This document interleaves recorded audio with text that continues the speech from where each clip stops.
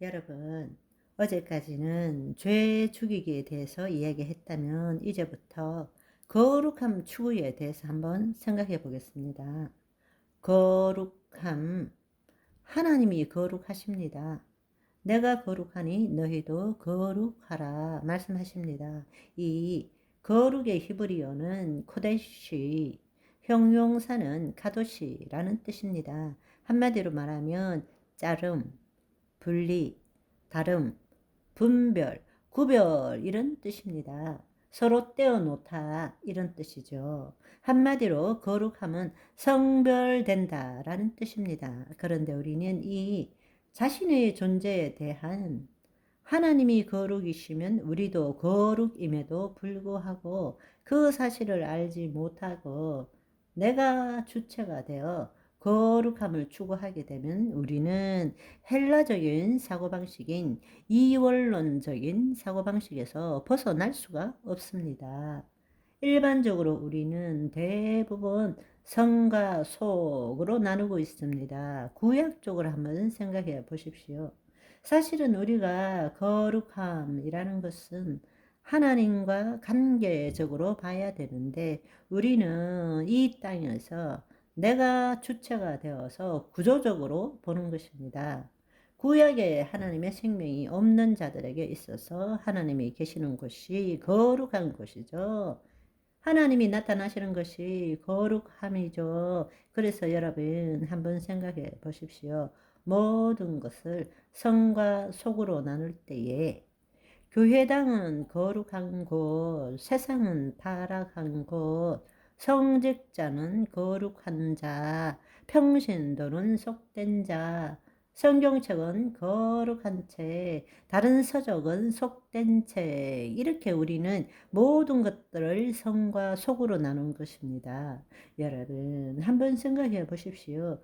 구약적으로 한번 생각해 보면 이스라엘에서 거룩한 것을 따질 때는 하나님의 임재와 현현이 있는 곳이죠. 예를 들자면 떨기나무, 시내산, 언약궤, 베델과 호렙산, 예루살렘 성, 성전 이런 것들이 거룩한 것이죠. 왜?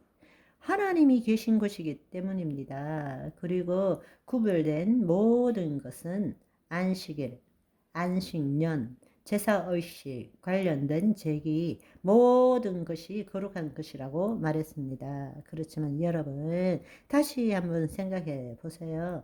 생명이 없는 자가 주체가 되어서 거룩을 따질 때는 하나님이 계신 곳 그곳이 거룩한 곳이 되었습니다. 그렇다면 예수 그리스도를 통해서 하나님과 새 언약을 맺은 새 언약에서 하나님은 어디에 계실까요? 예수 그리스도를 통해서 하나님과 우리가 새 언약을 맺었습니다. 이 새 언약 때 하나님은 어디에 계시나요? 우리 안에 계시는 거예요. 성별되었다. 거룩하게 구별되었다라는 것은 어떤 특정한 장소에서 우리 몸으로 구별되었다는 것입니다. 구약에서는 하나님이 제단에 계셨어요.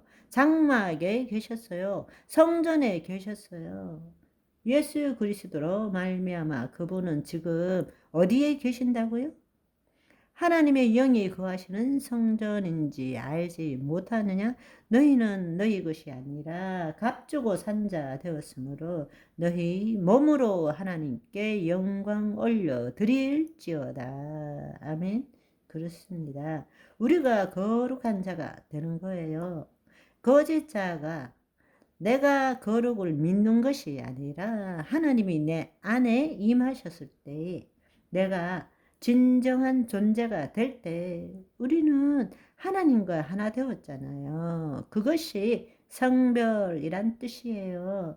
내가 구약 때처럼 더 윤리와 도덕을 지키고 주의 말씀을 지킴으로 지금보다 더 거룩한 자가 되는 것이 아니라 탈육신적인 삶을 사는 것이 아니라 우리의 본질은 거룩하기 때문에 우리의 몸도 하나님이 나타남으로써 하나님을 닮아가고 하나님의 거룩이 더 나타나도록 하는 것이 구원을 이루어가는 삶이라는 것입니다.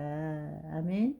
그 말이 바로 내가 거룩하니 너희도 거룩하라 라고 말씀하신 것입니다. 아멘.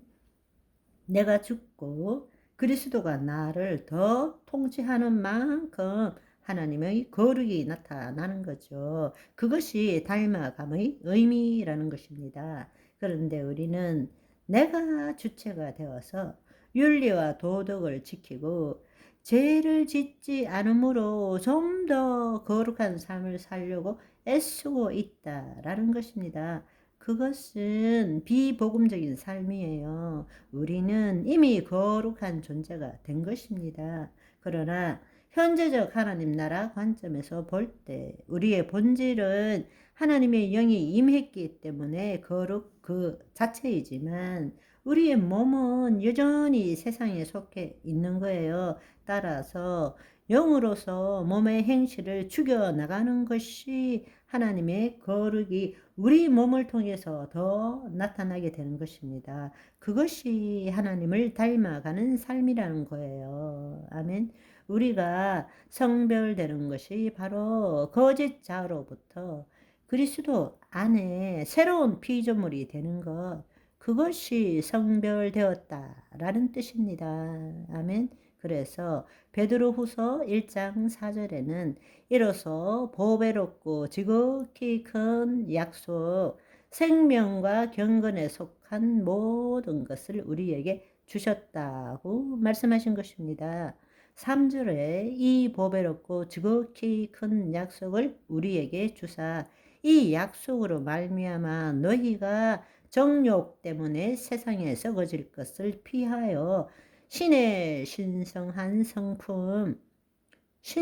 성품에 참여하는 자가 되게 하려 하셨느니라. 우리 몸이 거룩한 하나님의 본질을 나누어 가지도록 하는 것에 참여하는 자가 되었다라는 것입니다. 우리의 본질은 이미 거룩함인데 하나님과 하나 된 자녀인데 신자되기 원합니다. 거룩하기 원합니다. 하지 않으시기를 바랍니다. 바이바이.